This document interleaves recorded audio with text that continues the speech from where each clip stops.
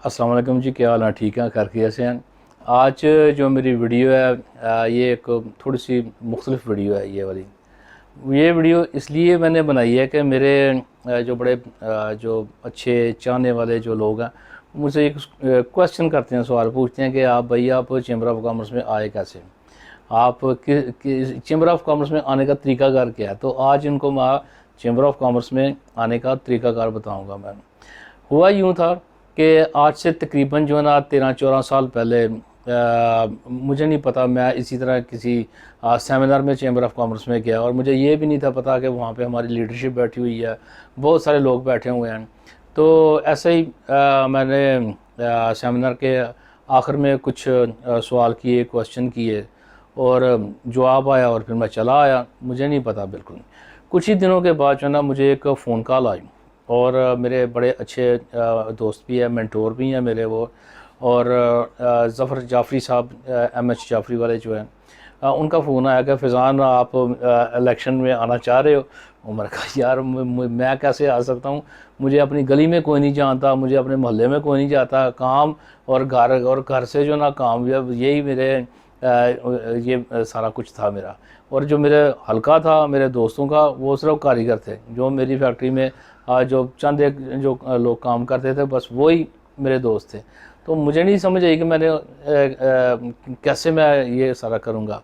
तो मैंने उनको बिल्कुल यही हकीकत बताई कि भाई मुझे तो अपने घर से वोट नहीं मिलने, तो मुझे शहर से कैसे वोट मिलेंगे? उन्होंने कहा कि कोई फ़िक्र की बात नहीं है, हमारे जो लीडरशिप है वो बिल्कुल आपका भरपूर साथ देगी।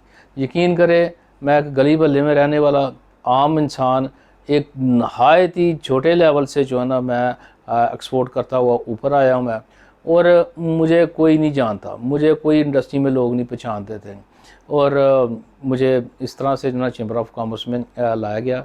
शेख रियाजुद्दीन साहब ने मुझे एक मौका फ़राहम किया और ये वाला वो वाला एक गोल्डन चांस था जिसने मेरी एक जनाब बिल्कुल एक जो तबीयत थी और मेरी जो एक सोच थी, मेरा एक विज़न था, और पता नहीं क्या कुछ उन्होंने तब्दील कर दिया। मुझे खुद नहीं समझ आई कि मैं तो ऐसा है ही नहीं था कि जो उन्होंने मुझे एक चेंज करके रख दिया।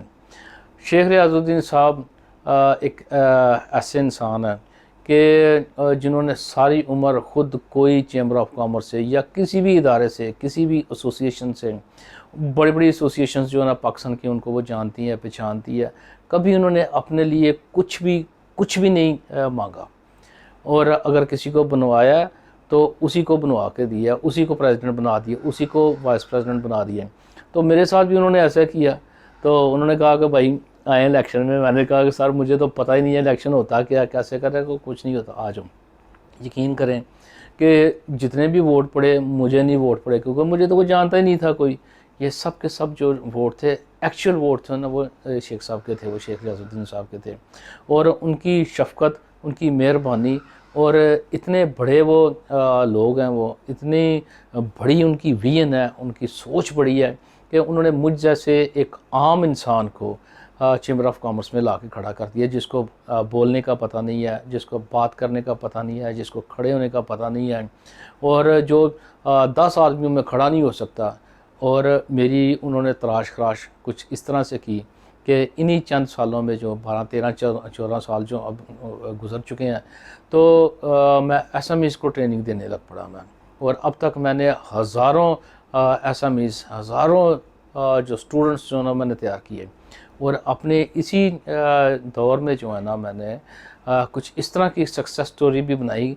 फॉर एग्ज़ाम्पल आपने भी देखा होगा कि एक बिल्कुल एक छोटे लेवल के ऊपर बेचारी हाथ से काम करने वाली जो है, जिसको 150 रुपये जो है ना एक हफ़्ते का मिलता था, वो भी एक्सपोर्ट करना शुरू हो गई। और आज उसकी एक्सपोर्ट जो ना $1 लाख तक पहुंच चुकी है उसकी। और ये किसने करवाया मुझसे काम? ये करवाया शेख रियाजुद्दीन साहब ने। शेख रियाजुद्दीन साहब, मैं उनको कहता हूँ कि ये इस दौर के जो ना वो जदीद सूफ़ी हैं। ये वो वाले सूफ़ी लोग हैं जो लोगों को आगे लेके आते हैं, ख़ुद आगे नहीं आते। वो ख़ुद उन्होंने कोई सीट नहीं ली, वो किसी भी प्रेसिडेंट शिप पे नहीं आए, वो किसी भी वाइस प्रेसिडेंट की सीट पे नहीं आए, वो कोई भी ओहदा उन्होंने लिया। कैसे इंसान है वो, जी, जिन्होंने खुद बेनिफिट नहीं लिया, लोगों को ला ला के तो उनको जो ना एक आम से जो ना उनको ख़ास बना दिया। ये जदीद हमारे जो ना ये सूफ़ी हैं, ये लोग, ये ऐसे लोग हैं कि शायद ना इन जैसा कोई आएगा और ना ही इस वक्त में इन जैसा कोई है बेलौस किस्म का।